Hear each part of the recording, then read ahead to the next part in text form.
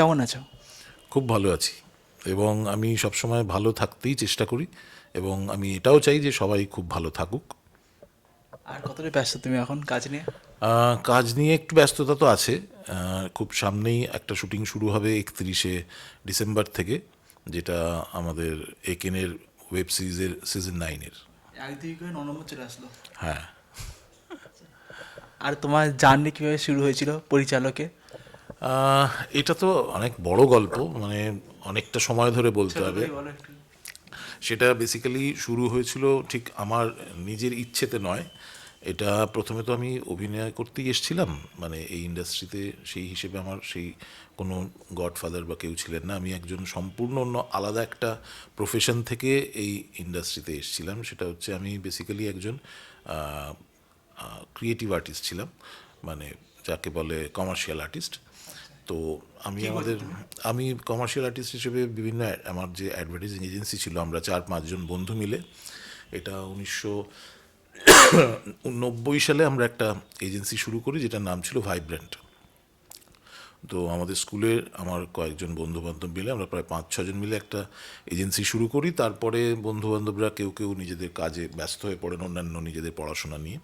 তো আমি আর আমার বন্ধু অভিজিৎ নাথ, আমরা দুজন কন্টিনিউ করি এবং পরবর্তীকালে শিলাদিত্য রয় এবং জয়তী ঘোষ, এদের দুজনের সঙ্গে আমরা একটা প্রিন্টিং প্রেসে আমাদের আলাপ হয় কাজের সূত্রে। তো আমরা 4 জনে মিলে ভাইব্রেন্ট প্রায় 1990 থেকে 97 পর্যন্ত আমি অ্যাডভার্টাইজিং এজেন্সিতে ছিলাম।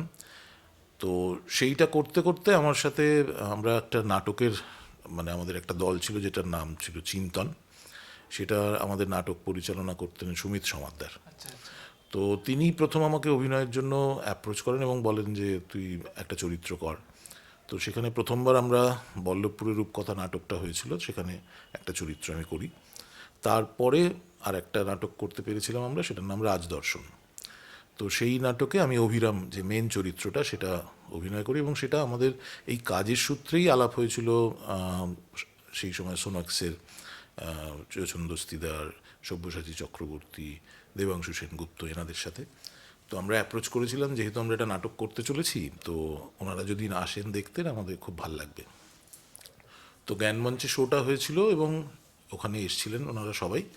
তো শো হয়ে যাওয়ার পর আমরা যখন গ্রিন রুমে নিজেদের জামা কাপড় ইত্যাদি প্রভৃতি ছেড়ে পরিষ্কার টরিষ্কার হয়ে যখন বাইরে এলাম, তখন দেখলাম যে সব্যসাচী চক্রবর্তী এবং যোচন দস্তিদার দাঁড়িয়ে আছেন। ওনারা আমাকে বলেন যে যদি নাটকটা সিরিয়াসলি করতে চাও তাহলে চারবাকে এসো।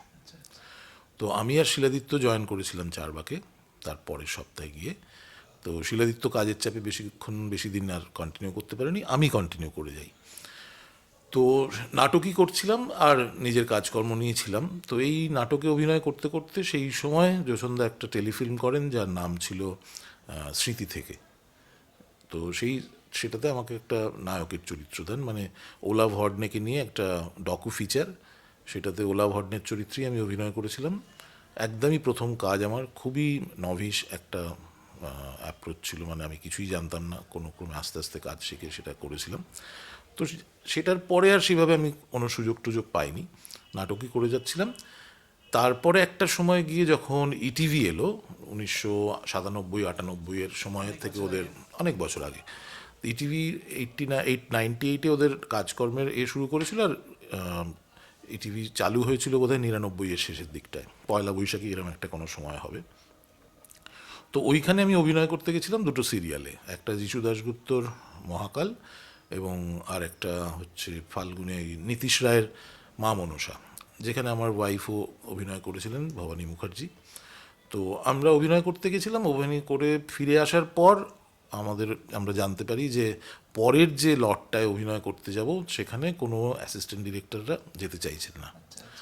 তো আমি যেহেতু তার আগে নাটক পরিচালনা করেছি আমার নিজের গ্রুপে, আমার গ্রুপের নাম ছিল অগ্রদূত, সেখানে নাটক পরিচালনা করেছিলাম, তখন আমার স্ত্রী আমাকে বলেন যে অভিনয় করে তো খুব বেশি টাকা তখন পাওয়া যেত না, এবং ততক্ষণে আমাদের সংসার হয়েছে, নিজেদের খরচ চালানোর কিছু প্রয়োজনীয়তা পড়ছে। তো যেহেতু খুবই কম টাকায় চলছিল সংসার, তো আমি তখন ঠিক করি যে অ্যাসিস্ট করলে কেমন হয়, কারণ তাহলে একটু বেশি টাকা আসতে পারে। তো সেই অবস্থায় ফাল্গুনী সান্যাল, যেটা পর্ব পরিচালক ছিলেন, ওনাকে আমি অ্যাপ্রোচ করি যে কেউ যখন যেতে চাইছে না, আমি অ্যাসিস্ট করতে চাই। তো যেহেতু জিনিসটা হায়দ্রাবাদে শুটিং হতো, তো কার্ডের কোনো সমস্যা হয়নি এবং আমি তখন থেকে অ্যাসিস্ট করা শুরু করি। এই অ্যাসিস্ট করতে করতে ওখানে দেবাংশু সেনগুপ্ত আবার রহস্য গল্প করতেন, ওনাদের সাথে আবার নতুন করে যে তুই অ্যাসিস্ট করছিস, আচ্ছা তাহলে তুই পরে আমাদের সাথেও অ্যাসিস্ট করিস। এইবারই অ্যাসিস্ট করতে করতে অভিনয়ের কাজটাও চলতে থাকে, অ্যাসিস্ট করতে থাকি। সেরমভাবে আস্তে আস্তে কৌশিক গাঙ্গুলির সাথে আলাপ হয়। সব্যসাচী চক্রবর্তী আমাকে, উনি যখন ওয়ারিশ বলে যে ছবিটা করছিলেন, সেই সময় উনি আলাপ করিয়ে দিয়েছিলেন কৌশিক গাঙ্গুলির সাথে।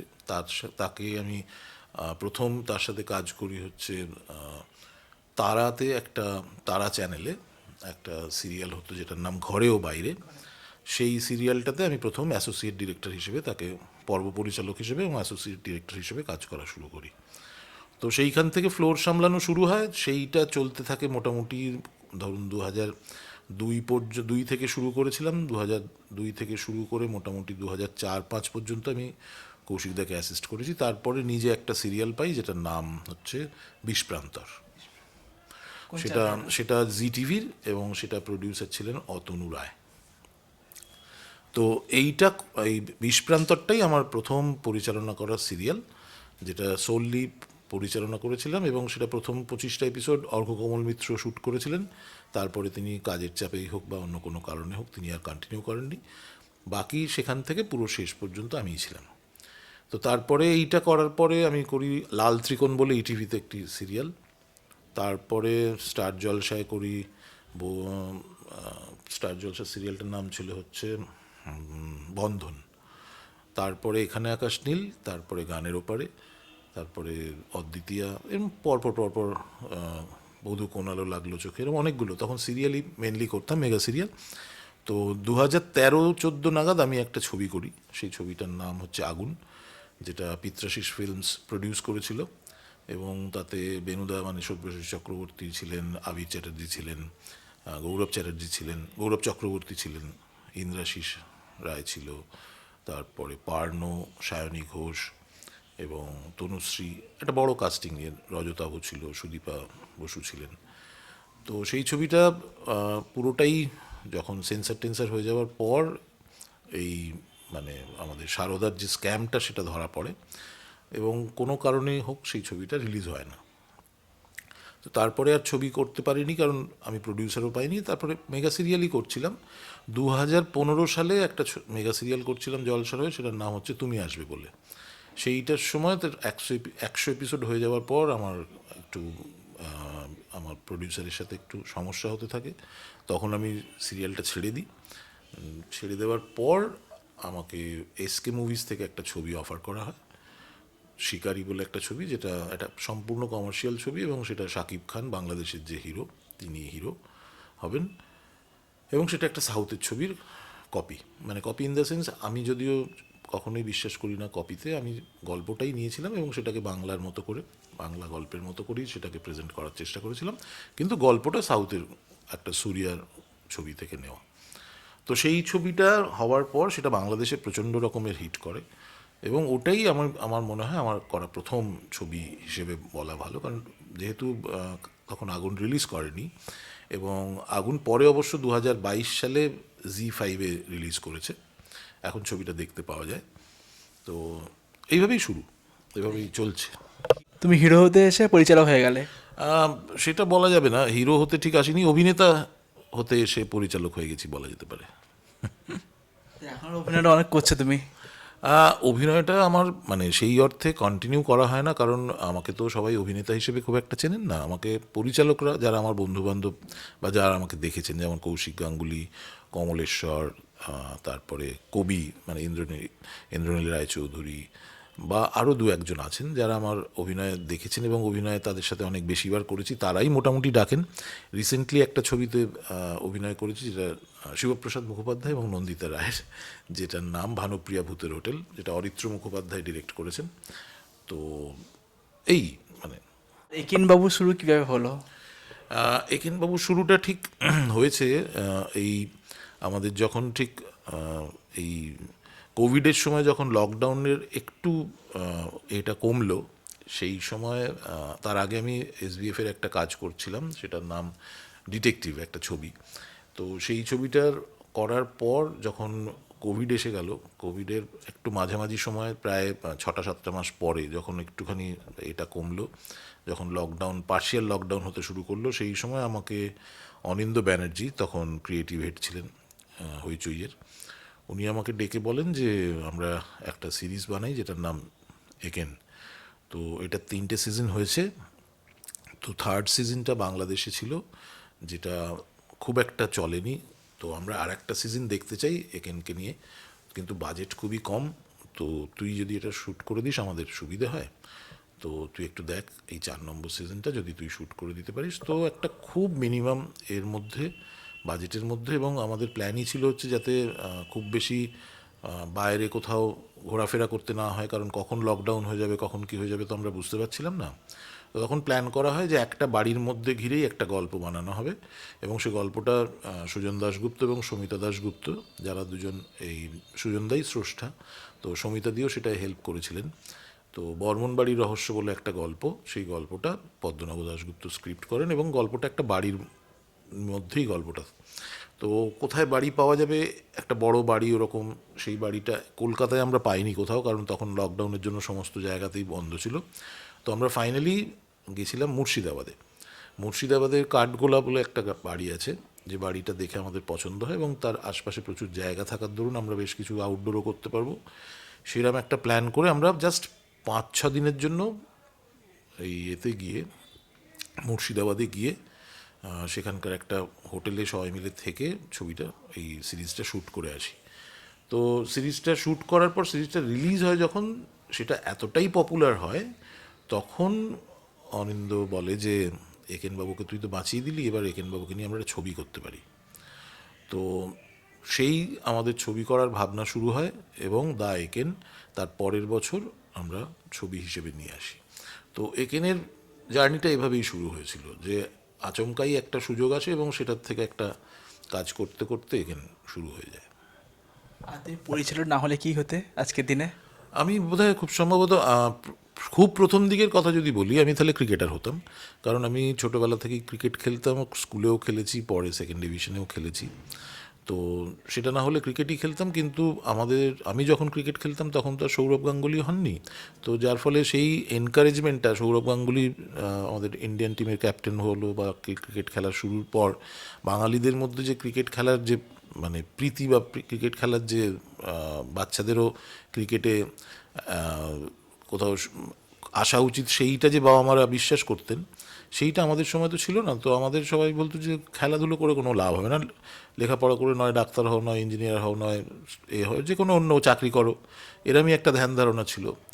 তো সেটা একটা টাইমের পরে আর ভাবিনি কোনো দিন যে ক্রিকেটার হব।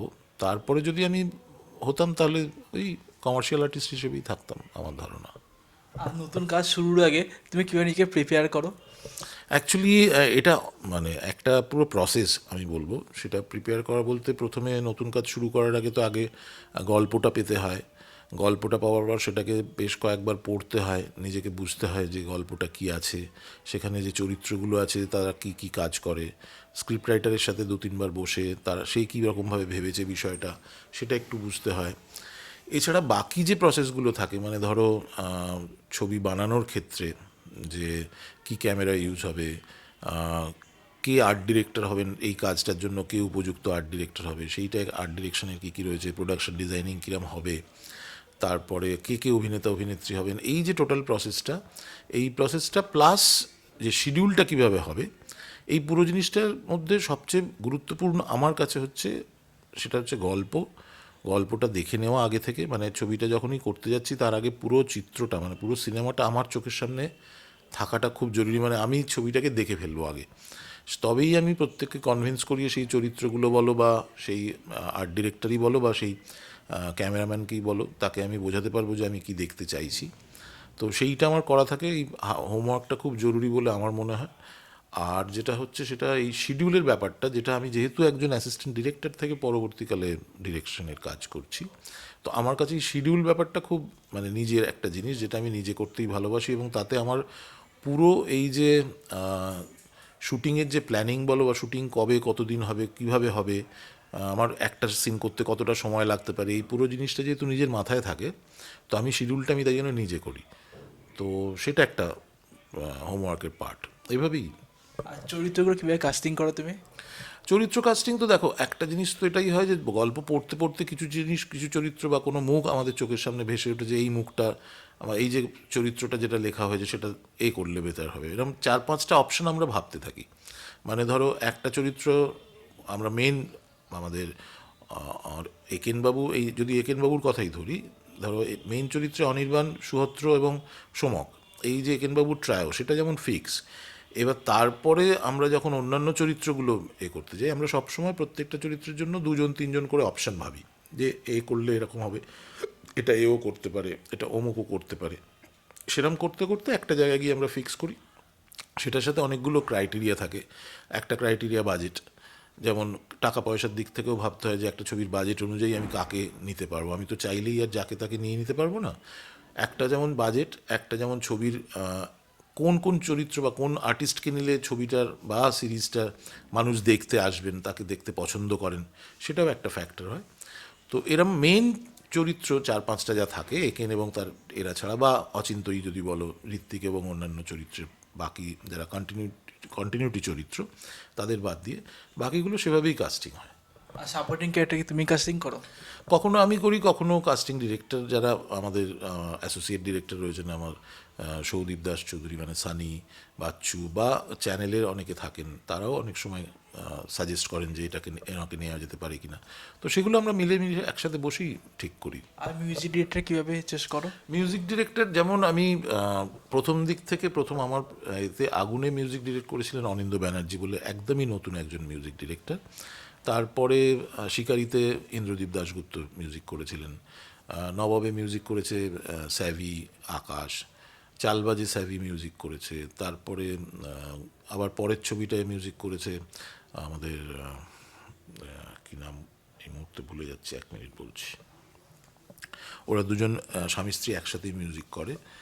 তো এরকমভাবে কেউ কেউ আমাকে আসেন মিউজিক ডিরেক্টর হিসেবে, তাদের গান শোনান।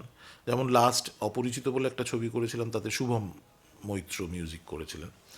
তো সেরকমভাবে এখন যেমন আমার একেনের যে কটা সিরিজ হয়, বা আমার অচিন্ত সিরিজগুলো সবই শুভদীপ গুহই মিউজিক করেন, মানে বাবান। তো এটা সম্পূর্ণই ডিপেন্ড করে হচ্ছে কার সাথে আমি কাজ করে মোটামুটি একটু যে আমার প্যাটার্নটা বুঝে গেছে, যে আমি কী ধরনের মিউজিক পছন্দ করছি বা আমি কী ধরনের ব্যাকগ্রাউন্ড পছন্দ করছি, সেই রকমভাবেই জিনিসটা হয়। কখনো কখনো তার মধ্যে হয়তো কেউ নতুন একজন এসে খুব ভালো কিছু শোনালেন, আমার মনে হলো হ্যাঁ এনাকে নিয়ে আমি এগোতে পারি। যেমন শিবাশিস মাঝখানে ডুগডুগি বলে একটা সিরিজ করেছিলাম, সেটাতে শিবাশিস মিউজিক করেছিলেন। তো এইভাবেই মানে অ্যাপ্রোচের উপর ডিপেন্ড করে, এবং আমার নিজেরও কিছু কিছু ক্ষেত্রে মানে যখন দেখি খুব চাপের মুহূর্তে আছে, তখন আমার মনে হয় বাবান থাকলে ও জিনিসটা অনেক তাড়াতাড়ি তুলে দিতে পারবে, এরকমভাবেই।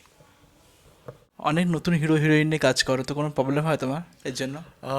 না, আমার কাছে সেই অর্থে কোনো প্রবলেম হয় না, যদি তারা নিজেদের কাজটা সম্পর্কে একটুখানি সিরিয়াস থাকে, তাহলে আমার মনে হয় না কারোরই কোনো প্রবলেম হওয়ার কথা। কারণ প্রত্যেকেই একটা এমন জায়গায় কাজ করতে আসছেন, যেটা একটা খুবই প্রফেশনাল জায়গা, যেখানে তাকে নিজেকেই বুঝতে হয় যে সে যদি ভালো পারফর্ম না করে, পরবর্তী কাজটা তার ক্ষেত্রে আসবে কি আসবে না। সুতরাং প্রত্যেকের সেই নিষ্ঠাটা থাকে। আমার এতদিন আমি যাদের সাথে অন্তত কাজ করেছি, যেমন টিভির ক্ষেত্রে আমি বলতে পারি গৌরব চক্রবর্তী, সে একদম খুব ইনিশিয়াল অবস্থায় আমার সাথে কাজ করেছে। অর্জুন চক্রবর্তী খুব ইনিশিয়াল অবস্থায় আমার সাথে কাজ করেছে। তারপরে মিমি একেবারেই ইনিশিয়াল অবস্থায় কাজ করেছে। তো তারা প্রত্যেকেই নিজেদের কাজে খুব সিনসিয়ার ছিল।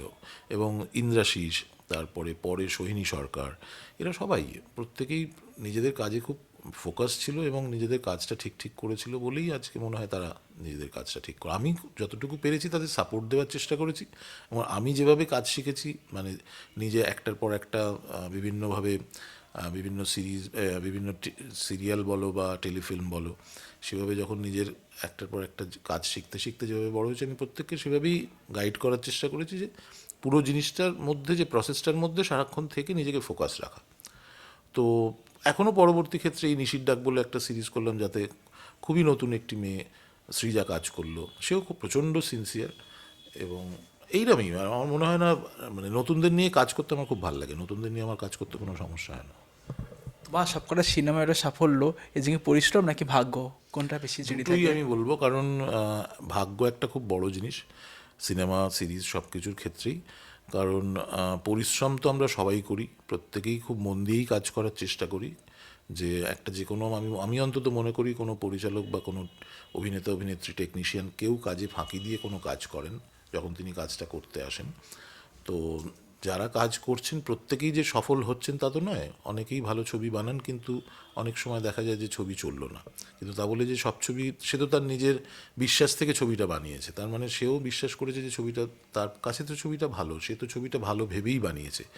দর্শকদের ভালো লাগলো কি লাগলো না সেটা কেউই বলতে পারবে না, যে দর্শকের কোনটা খুব ভালো লাগবে আর কোনটা একদমই দর্শক রিজেক্ট করবে, সুতরাং সেখানে একটা ভাগ্যের ব্যাপার থেকে যায়। তো আমার মনে হয় সেক্ষেত্রে মানে ভাগ্য এবং এটা পুরো 50-50।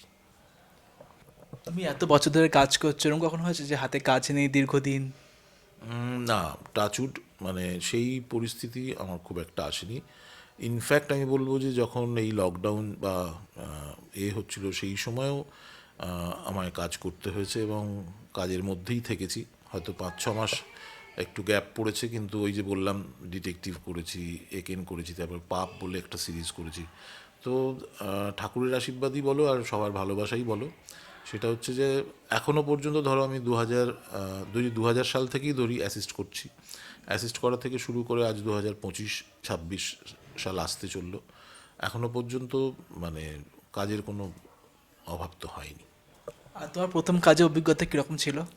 ফার্স্ট কাজ?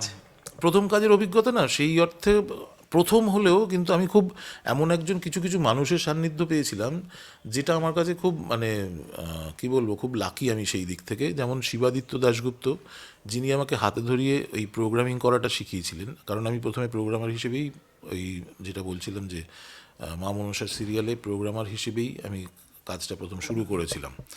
তো মানে চাপের কাজ? হ্যাঁ, মানে এবং ওটার জন্য প্রচণ্ড চাপ এই কারণে ছিল, জিনিসটা যেহেতু কলকাতায় নয় এবং হায়দ্রাবাদে শ্যুট। হায়দ্রাবাদে তখন প্রায় বাংলা সিরিয়াল এবং টেলিফিল্ম মিলে প্রায় 10-12টা চলছে এবং হিন্দি সিনেমার কাজও হতো। এবার তখন আমাকে দেওয়া হয়েছিল যে এখান থেকে 30টা বা 60টা এপিসোড, হ্যাঁ 60টা এপিসোডের পুরো ব্লকিং, তাতে অন্ততপক্ষে প্রায় 70-80 জন আর্টিস্টের এবং তাদের পুরোটার ওই প্ল্যানিং করে নিয়ে আমাকে দিতে হবে। কারণ আমার প্ল্যানিং অনুযায়ী, আমি যদি 2 মাস আগে যে প্ল্যানিংটা করে তাদের দেব, সেই প্ল্যানিং অনুযায়ী তারা সমস্ত স্টুডিও বা এই ফ্লোরগুলো বুক করে রাখবেন। এবার আমি যদি কোনো একটা ভুল করি, তাহলে ওই ফ্লোরটা যদি অন্য সিনেমার হাতে চলে যায়, তাহলে কিন্তু আমি সেই ফ্লোরটা পাবো না। তো সুতরাং খুব মাইনিউটলি বসে শিবাদিত্য দাশগুপ্ত মানে বাপি দাস থেকে সমস্ত যেগুলো শিখেছিলাম সেগুলোকে মাথায় নিয়ে ধীরে বসে পুরো জিনিসটা প্ল্যান করে দেওয়ার পর যেটা হয়, এটা খুব মজার। সেটা হচ্ছে আমি সমস্ত জিনিসটা দিয়ে দেওয়ার পর যখন আমরা শুটিংয়ে যাই, সেখানে গিয়ে ওখানকার যিনি রবি নায়ার বলে একজন ভদ্রলোক ছিলেন, যিনি স্টুডিও কোঅর্ডিনেটর ছিলেন বম্বের, তখন হায়দ্রাবাদে কাজ করছিলেন। তো উনি একদিন হঠাৎ এসে আমাকে বলেন যে जयदीप तुम्हारा हाथ में ही तो सब अभी चला गया, मेरा कुछ प्रॉब्लम आ गया, तो राजकुमार संतोषी है और शाहरुख खान का एक पिक्चर है बादशाह, ये लोग एक फ्लोर मांग रहे हैं लेकिन मैं दे नहीं पा रहा हूँ क्योंकि तुम सब पहले बुक कर लिया। তো আমি তখন ওনাকে বলেছিলাম যে দেখুন আমার তো সমস্ত আর্টিস্ট সমস্ত সেই অনুযায়ী বলা রয়েছে, বলছে প্লিज़ हेल्प कर दो यार, 2 दिन के लिए छोड़ दो, उसे कैसे तुम परमुटेशन कॉम्बिनेशन करोगे थोड़ा देख लो। তো যাই হোক সেটাও করে দিতে পেরেছিলাম। তো উনি খুব খুশি হয়েছিলেন যে প্রথমবার কেউ প্রোগ্রামিং করে এতটা ঠিক ঠিক জিনিস করে দেওয়া, এবং তারপরে ওনার রিকোয়েস্ট করে 2-3 দিন তাদের সুযোগ করে দেওয়া, যেখানে এত বড় একটা ছবির ক্ষেত্রে। তো সেটা একটা খুব ভালো এক্সপিরিয়েন্স। আমি মানে যেহেতু ওইটা আমার প্রথম কাজ ছিল, ওটা আমি খুব এনজয় করেছিলাম। আর তুমি কোন পরিচালককে দেখে ইন্সপায়ার হও? অনেককে দেখে ইন্সপায়ার হয়েছি, তার মধ্যে প্রথম যাকে দেখে ইন্সপায়ার হতাম তিনি হচ্ছেন সত্যজিৎ রায়। তার থেকে ইন্সপায়ার হওয়ার মূল কারণটা হচ্ছে আমি যখন ছোট ছিলাম তখন যে বইগুলো মানে সত্যজিৎ রায়ের বইগুলো আমি পেতাম, জন্মদিনে বাবা গিফট করতেন বা পরবর্তীকালে নিজেও কিনেছি, সেই বইগুলো তো না ইলাস্ট্রেশন। তো এই ইলাস্ট্রেশনগুলো এত সিনেম্যাটিক এবং এত সুন্দর লাগতো, আমি নিজে ওই ইলাস্ট্রেশনগুলো কপি করতাম। তো সেইখান থেকে একটা ভালো লাগা তৈরি হয়। তারপর যখন ওনার ছবি দেখতে শুরু করি, আমি দেখতে পাই যে ইলাস্ট্রেশনগুলোর সাথে কি সুন্দর ছবির ফ্রেমগুলো একদম ওই ইলাস্ট্রেশনের মতো। তো পরবর্তীকালে যখন নিজে ছবির ভাবনার কথা শুরু করি, তো আমি যেহেতু বাবুদার সাথেও বেশ কিছুদিন অ্যাসিস্ট করেছি দুটো ছবিতে, মানে সন্দীপ রায়ের সাথে, তো আমি ওনাদের প্রসেসটা দেখেছিলাম যে কিভাবে উনি জিনিসটাকে পুরোটা করেন। উনিও প্রায় একদম সত্যজিৎ রায়ের মতো এরকম স্কেচ করে করে পুরো বিষয়টা করেন। তো ওটা আমার কাছে খুব ইন্সপায়ারিং লেগেছিলো, এবং যেহেতু আমি নিজে একজন কমার্শিয়াল আর্টিস্ট, তো ওইটা আমার কাছে খুব সহজ হয়েছিল যে একটা ছবির ফ্রেম কিভাবে আমি তৈরি করব সেটা আগের থেকে ভেবে নেওয়া। তো একজন যেমন সত্যজিৎ রায়, তেমনি একটা সময় প্রিয়দর্শন আমার খুব প্রিয় একজন ডিরেক্টর ছিলেন, যার থ্রিলার প্লাস কমেডির এই যে দুটো ব্যালেন্স করা, সেই মজার ছবিগুলো বা তার থ্রিলার ছবিগুলো আমার খুব ভালো লাগতো। রামগোপাল বর্মার ছবি দেখতে ভালোবাসতাম। তো এরকম বিভিন্ন সময়, আমি বলছি শুধু একমাত্র এনারাই নন, মানে আমি এরকমও নয় যে আমি শুধু এনাদের ছবিই দেখেছি, আমি সমস্ত সিনেমা, মানে আমি বলছি একটা, আমি যদি বলি ডেভিড ধাওয়ানের ছবিও আমি দেখেছি। আমি যেমন এদিকে তরুণ মজুমদারের ছবি, তপন সিনহার ছবি, বা পরবর্তীকালে হরনাথ চক্রবর্তীর ছবি, অঞ্জন চৌধুরীর ছবি, সুজিত গুহর ছবি, আমি কারুর ছবি বাদ দিইনি। মানে আমি একটা জিনিস সবসময় নিজে মনে করি যে প্রত্যেকেই নিজের মতো করে নিজের বিশ্বাসের জায়গা থেকে একটা জিনিস বানিয়েছেন, এবং সবার থেকেই কিছু না কিছু, কোনো না কোনো কিছু, সেটা ডায়ালগে হতে পারে, সেটা স্ক্রিপ্ট রাইটিংয়ে হতে পারে, সেটা মেকিংয়ে হতে পারে, কোনো না কিছু কিছুর নিজের পাওয়ার আছে। তো সেই পাওয়াটা আমি বিভিন্ন ছবি, বাট বেসিক্যালি আমি সত্যজিৎ রায়কে খুবই মানে ফলো করে চলি। আর তুমি তো অনেকজনের সঙ্গে কাজ করেছো, তোমার পছন্দের হিরো হিরোইনকে? আমার হিন্দিতে যদি বলো, একজন এত, তুমি যাদের সঙ্গে কাজ করেছো তুমি? আমি যাদের সাথে কাজ করেছি তাদের মধ্যে পছন্দের হিরোইন যেমন আবির খুব পছন্দের আমার, অঙ্কুশ খুবই পছন্দের, গৌরব চক্রবর্তী খুবই পছন্দের, অর্জুন চক্রবর্তী পছন্দের, যেকোনো একজন? যে কোনো একজন হলে আমি সব্যসাচী চক্রবর্তীর কথা বলবো। মানে আমি তাকে আইডল হিসেবে এখনও মেনে চলি, এবং তিনি আমার বড় দাদার মতো। আগামী দিনও কাজ করার ইচ্ছা আছে ওনার সঙ্গে? এই মুহূর্তে তো আর উপায় থাকছে না, কারণ বেনুদা বেশ কিছু 1-1.5 বছর হলো বেনুদা কাজ কমিয়ে দিয়েছেন, যেহেতু শরীর খারাপ বলে। তো কোভিডের পর একটু অসুস্থ হয়ে পড়েছেন, তারপর একটা স্টেনও বসলো। তো আমরা এখন খুব একটা অ্যাপ্রোচ করতে পারি না। দেখা যাক পরবর্তীকালে একটু যদি সুস্থ হয়ে আবার বেনুদাকে নিয়ে কাজ করতে পারি, আমার তো খুব ভালো লাগবে। আর হিরোইন? হিরোইন সেই অর্থে আমি শুভশ্রী আমার খুবই পছন্দের একজন হিরোইন, শ্রাবন্তীও আমার খুব পছন্দের, তবে আমি শুভশ্রীর সাথে অনেক বেশি কাজ করেছি। তুমি তো লাইফে অনেক অ্যাওয়ার্ড পেয়েছো, তো কতটা এগিয়ে যেতে সাহায্য করে সেই অ্যাওয়ার্ড তোমাকে? দেখো, অ্যাওয়ার্ড তো একটা এমনই জিনিস যেটা তোমাকে সবসময় ইন্সপায়ার করে। তো কোনো একটা কাজের জন্য যখন তুমি কোনো অ্যাওয়ার্ড পাও, তার মানে এটা বোঝা যায় যে তুমি যে কাজটা করেছো সেটা কোথাও গিয়ে মানুষের পছন্দ হয়েছে, যার কারণেই তুমি একটা অ্যাওয়ার্ড পাচ্ছ। কিন্তু আমার কাছে একটা জিনিস খুব পরিষ্কার, যদি ধরো কোনো একটা কাজের জন্য আমি অ্যাওয়ার্ড নাও পাই, কিন্তু সেই কাজটা যদি মানুষের পছন্দ হয়, যেমন ধরো আমি কথার কথা বলছি, আমি একেন সিনেমা বানিয়ে আমি পরিচালক হিসেবে এই প্রথমবার একটা অ্যাওয়ার্ড পেলাম।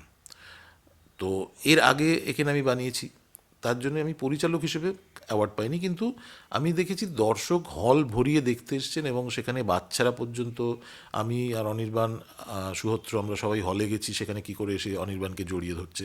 তো কোথাও গিয়ে সেই যে জিনিসগুলো, সেগুলো একটা অন্য ধরনের অ্যাওয়ার্ড। মানে সেটাই হচ্ছে আমার মনে হয় সবচেয়ে একজন পরিচালকের কাছে সবচেয়ে বেশি এনকারেজিং, যে মানুষ, এতগুলো মানুষ, ওই বাচ্চারা, তারা সবাই মিলে এই বিষয়টাকে পছন্দ করছেন, একটা চরিত্রকে এত ভালোবাসছেন। তো সেটা গিয়ে কোথাও বানাতে পেরে আমার খুবই, মানে সেই অ্যাওয়ার্ডটা আমার কাছে অনেক বেশি মূল্যবান আর কি। তুমি বুম্বাদাকে কীরকম চোখে দেখো? বুম্বাদাকে একজন মেন্টর হিসেবে দেখি।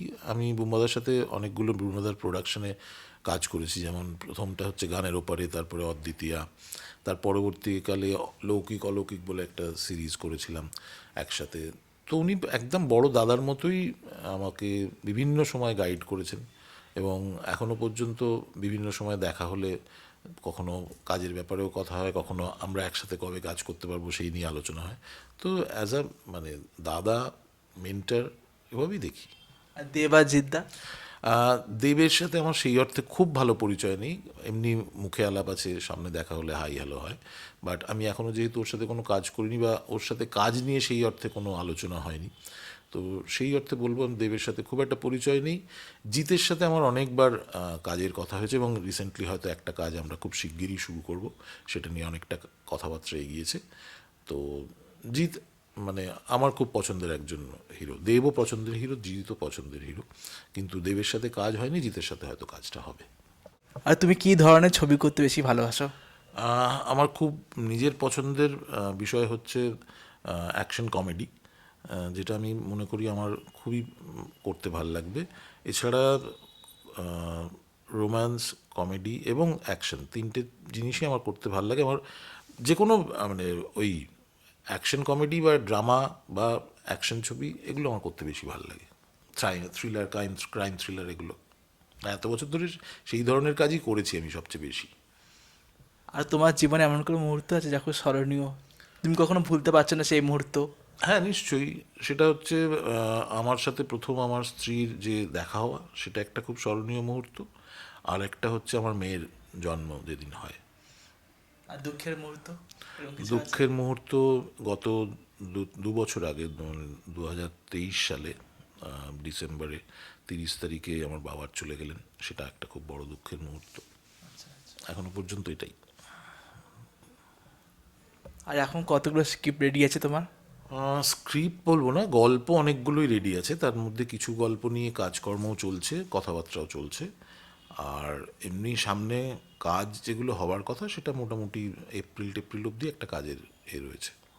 আর তুমি তো একজন পাবলিক ফিগার, এটা আমি মনে করি না, কিভাবে দেখো এটাকে? আমি পাবলিক ফিগার বলে আমি নিজেকে মনে করি না, কারণ সেটা যদি হতো তাহলে আমি বাইরে যে কোনো সময় দাঁড়িয়ে কোথাও গিয়ে বাজার করতে যাওয়া, ফুচকা খেতে যাওয়া, কোথাও আমি এখনও পর্যন্ত কখনো কখনো মেট্রো রেলে চলে যাই।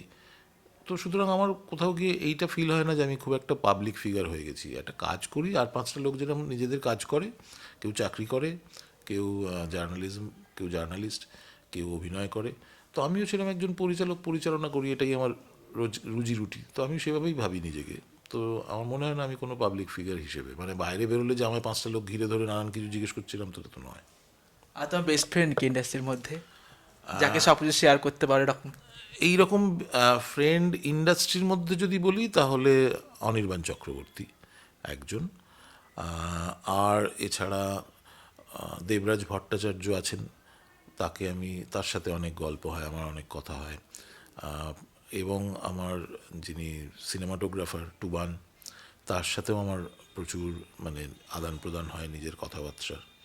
এছাড়া কোনো কিছুর মধ্যে বিপদে পড়লে অনেক সময় যার কাছে আমি সাহায্য নিই বা যার সাথে কথা বলি বিপদে পড়লে, ইন দ্য সেন্স যদি কোনো কিছুর মধ্যে মনে হয় যে এটা কী করলে ভালো হয়, সেটা হচ্ছে আমার স্ত্রী, যে আমাকে অনেকটাই গাইড করে বিভিন্ন বিষয়ে।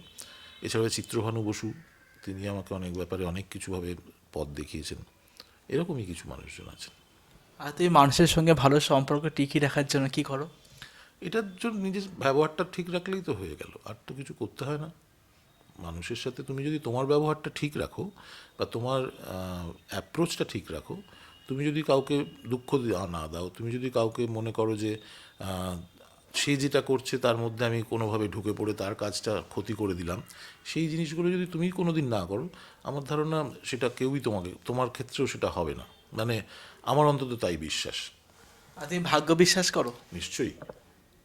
যে কারণেই তো বললাম যে আমাদের ছবির ক্ষেত্রে হচ্ছে নিজের 100 ভাগ একটা 50%, আর ভাগ্য একটা 50%। আর যারা নতুন পরিচালক হচ্ছে তাদের কি বলবে তুমি?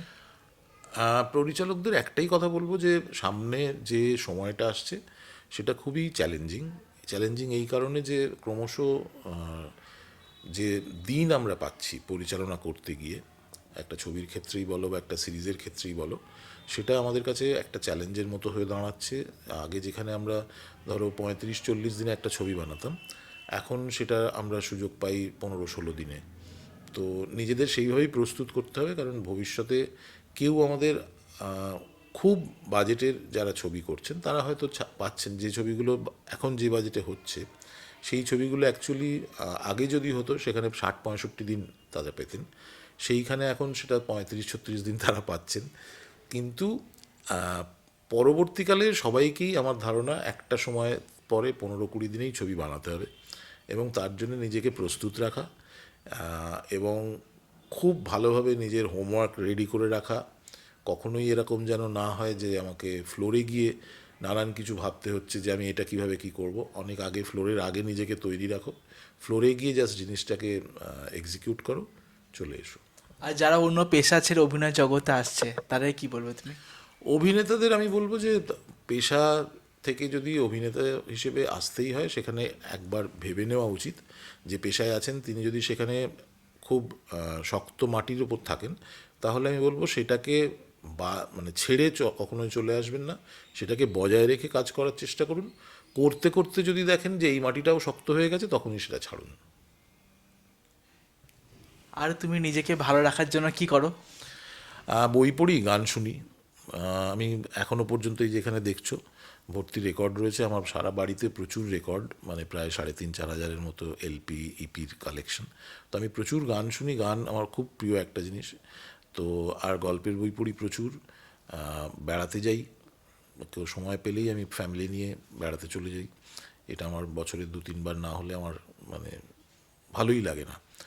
তো আর প্রচুর সময় কাটাই বাড়ির মানুষদের সাথে, বন্ধু বান্ধবের সাথে।